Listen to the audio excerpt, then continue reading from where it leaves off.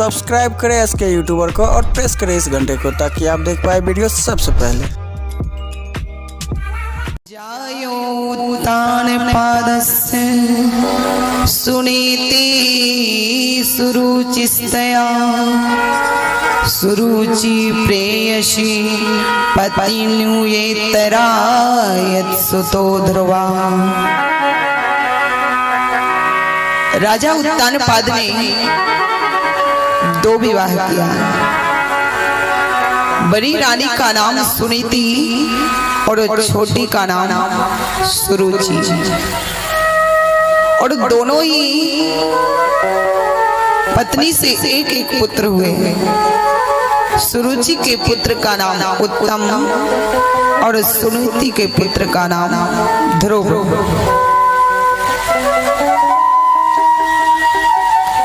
और देखिए, सुखदेव जी महाराज कहते हैं कि जायो उत्तानपाद सुनीति सुरुचिस्तया। अगर हम लोग विचार करें तो हम सभी उत्तानपाद हैं। उत्तानपाद का मतलब क्या होता है कि उत ऊर्ध्व पादो यस सा उत्तानपाद, यानी जिसका सिर नीचे हो और पैर ऊपर हो उसे उत्तानपाद कहते हैं। तो हम लोग भी जब माता के गर्भ में रहे तो हमारा भी सिर नीचे और पैर ऊपर की ओर रहा, तो उत्तानपाद बनकर ही रहे। और ये उत्तानपाद की 2 रानी जो है, ये सुरुचि सुनीति। तो सुनीति है सद्बुद्धि और सुरुचि क्या है, मनमानी बुद्धि। तो इस तरह से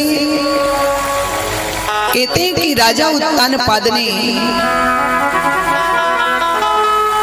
सुरुचि को चुना, यानी मनमानी बुद्धि को, और सुनीति को कभी प्रेम नहीं किया। तो सुनीति का मतलब होता है सद्बुद्धि। आप शास्त्र विधि से जीवन यापन करोगे तो जीवन में कभी दुखी नहीं रहोगे, ये मत है सुनीति का। और सुरुचि जो मनमानी है वो क्या कहती है कि देखो भैया, कब सतयुग त्रेता द्वापर का जमाना था, और आजकल तो शास्त्रों के हिसाब से चलना बड़ा कठिन है। इसलिए जो जी में आए सो करें, जैसा उचित लगे सो करें। तो ये है मनमानी यानी सुरुचि। और राजा उत्तानपाद भी सुनीति को त्याग कर सुरुचि के मोह जाल में फंस गए। हम लोग भी सत्संग में जाते हैं, सुनते हैं, सत्य बोलो सत्य तौलो, लेकिन सेठ से पूछो ऐसा ही आचरण किया तो दुकानदारी चौपट हो जाएगी, दुकान में ताले लग जाएंगे। और ये कोरोना की वजह से इतनी महंगाई हो गई है, इतनी ये महंगाई डाइन खाई जाती है कि परिवार का पालन पोषण करना मुश्किल पड़ रहा है। और इसमें भी अगर सत्य का पालन किया तब तो जीवन जीना ही मुश्किल हो जाएगा। तो ये मनमानी बुद्धि सुरुचि जो है, इसका ये कहना है। तो राजा उत्तानपाद भी मनमानी बुद्धि जो सुरुचि है उसकी माया जाल में फंस गए, और जो सद्बुद्धि है सुनीति उसकी बात को नहीं माने। लेकिन विचार कीजिए, कल्याण उत्तानपाद का सुनीति के पुत्र ध्रुव से ही हुआ। ध्रुव ने संपूर्ण परिजन पुरजन को तार दिया। तो कहने का तात्पर्य है कि सुनीति यानी सद्बुद्धि, सद्मार्ग पर चलोगे तो ध्रुव तत्व की प्राप्ति होगी, और मनमानी करोगे तो कुछ मिलने वाला नहीं है। बेईमान तो संसार में लाखों हैं। हमने भी बेईमानी करके अपने को उसी रास्ते पर चला लिया, तो फिर हमारी आपकी संसार में क्या ख्याति रहेगी। संसार में ईमानदार एक हो, लेकिन लाखों बरसों तक उस एक ईमानदार की चर्चाएं होती है। वो मरने के बाद भी अपनी कीर्ति से संसार में अमर रहता है। तो इस प्रकार से मैत्री मुनि कहते हैं, हे विदुर जी, एक दिन की बात है, ध्रुव जी महाराज अचानक ढूंढते ढूंढते खोजते खोजते राजमहल की ओर चल पड़े। और जैसे ही राजा उत्तानपाद ने ध्रुव को देखा, अपने गोद में बैठा लिया।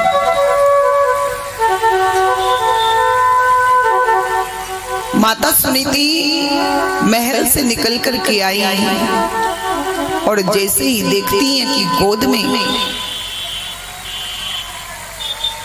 ये ध्रुव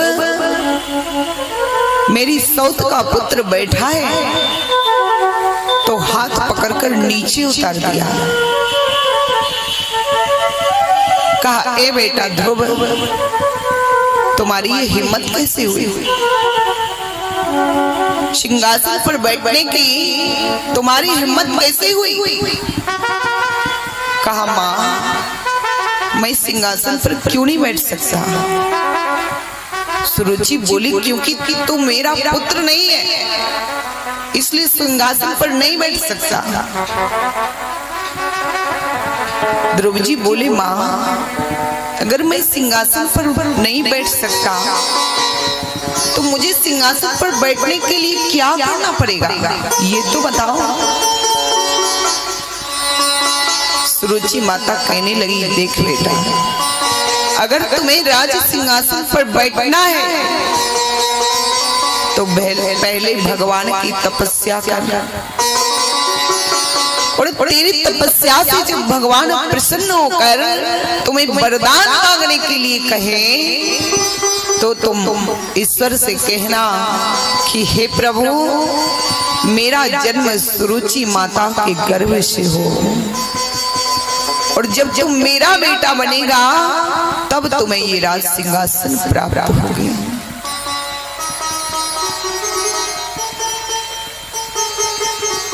ध्रुव जी महाराज इस अपमान का करवा घूंट पीते हुए रोते रोते महल से माता सुनीति के पास चल दिए। रोने के कारण उनका गला अवरुद्ध हो गया था, कुछ भी बोल नहीं पा रहे थे। माता सुनीति ने जैसे देखा, गोद में बैठा लिया। कहा, बेटा क्या हुआ, क्यों रो रहे हो? ध्रुव जी कुछ नहीं बोल पा रही, लेकिन और जो भी बालक उनके साथ में गए थे, उन्होंने ज्यों का त्यों अक्षरशः सुना दिया माता सुनीति को कि ऐसा ऐसा हुआ है। माता सुनीति को ये बात सुनकर के ऐसा लगा कि जैसे कोई लताएं अग्नि से जलकर के झुलस जाती है, इसी तरह से मन उनका बेचैन हो गया। लेकिन सुनीति को एक शब्द भी गलत नहीं कहा, बल्कि बेटा ध्रुव को गोदी में बैठा कर कहने लगी, बेटा अरे वो तो तेरी माँ है जैसे मैं तेरी माँ हूँ, और माँ ने डांट दिया, फटकार दिया, इसमें बुरा मानने की जरूरत नहीं है बेटा। तुम जानते हो माँ ने तुम्हें क्या शिक्षा दी? ध्रुव जी कहने लगी, माँ तुम सौतेली माँ की बातों का अनुमोदन करती चली जा रही हो। तुम्हें पता है उसने क्या कहा? उसने मुझे अभागिन का संतान कहा, दुर्भागिनी का पुत्र कहा। तुम्हें उसने गालियां दी है और मैं एक क्षत्रिय राजकुमार हूं, मेरी मां को कोई गाली दे मैं सहन नहीं कर सकता। सुनकर के माता सुनीति कहने लगी, बेटा अरे उसने तो तुम्हें उस परम पिता के बारे में बता दिया जिसके बारे में आज तक मैंने भी नहीं बताया। और उस परम पिता की कृपा से ही तुम्हारे पिता इस पद तक पहुंचे हैं। और बेटा चूकना मत, परम पिता को पाने के लिए निकल जाओ। सुनीति माता की बात सुनकर ध्रुव जी बोले, मां कि अगर ईश्वर है तो कहाँ है, कैसे हैं, अभी तक क्यों नहीं मिले, कैसे मिलेंगे? तो इस प्रकार से ध्रुव जी महाराज ने प्रश्नों की झड़ी लगा दी। सुनीति माता कहने लगी, बेटा परमात्मा तो सभी जगह है। जैसे पुष्प के हर जगह पर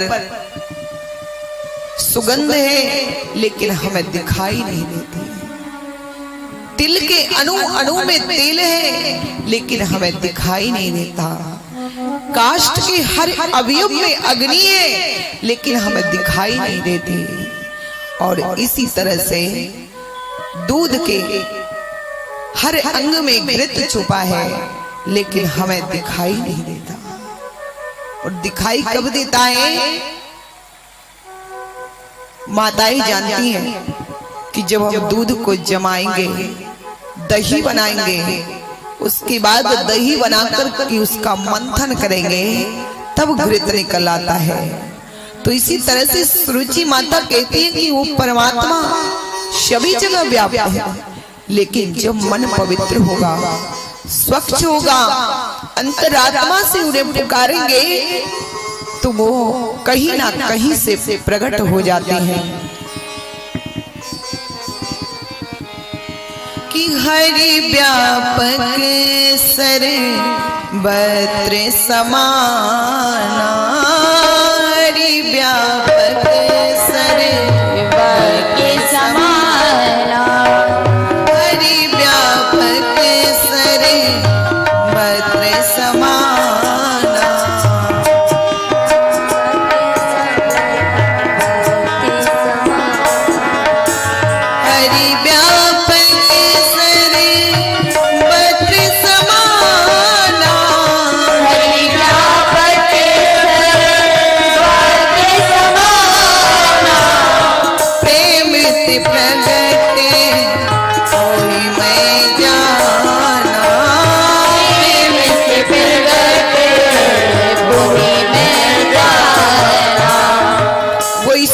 प्रेम से प्रकट होते हैं।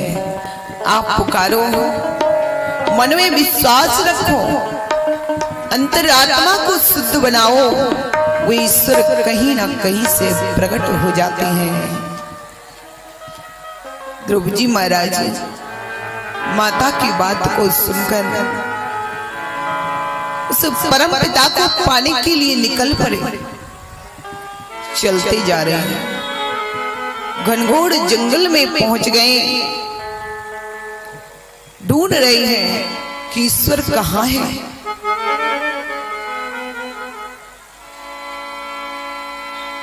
देवर्षि नारद जी बीना गान करते हुए प्रभु प्रेरणा से आकाश मार्ग से निकल रहे थे।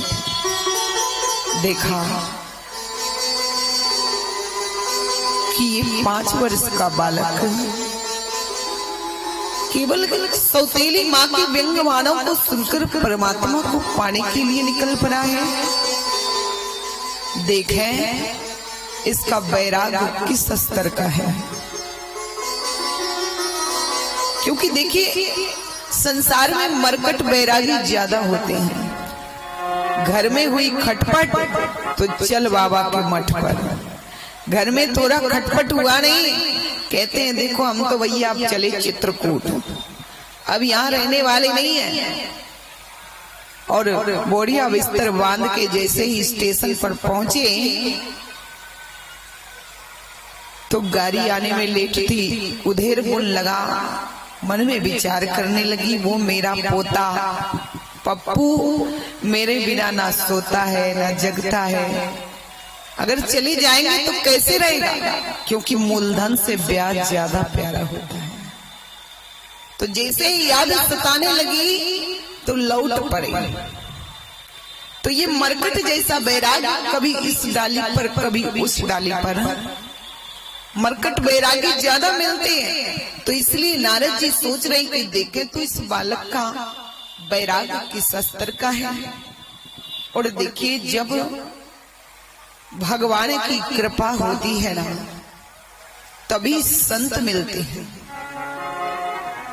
संत ऐसे नहीं मिल जाता, भगवान डायरेक्ट आपको कृपा करने के लिए नहीं आएंगे, बल्कि इन संतों के माध्यम से डाली से डाली धीरे धीरे आपको हाईलाइट करते जाएंगे।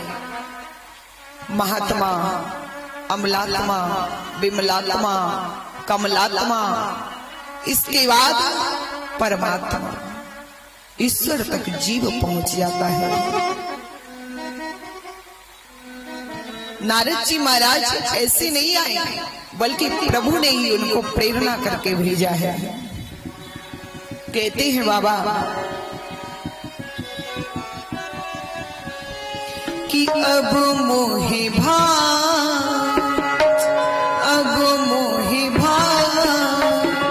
भरोस हनुमंता,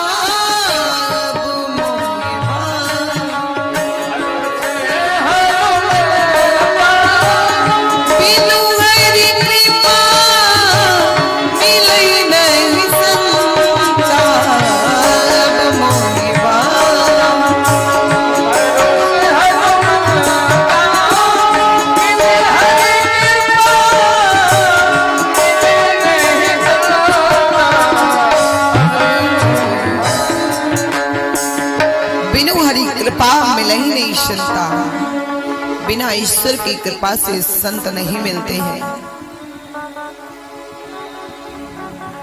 जैसे यहाँ आपके यहाँ ये मरकरी हाइड्रोजन वगैरह जल रहा है, माइक में भी करंट है, तो ये सीधे 36,000 से नहीं जुड़ा है, बल्कि ट्रांसफार्मर के द्वारा प्रसारित हुआ है धीरे धीरे। तो इसी तरह से ईश्वर पहले संत को भेजते हैं, और संत देवर्षि नारद जी बिना गान करते हुए देख रहे हैं कि इस घनघोर जंगल में ये बालक नीचे उतर करके आए खा पी। श्रीमद् भागवत कथा के आयोजन में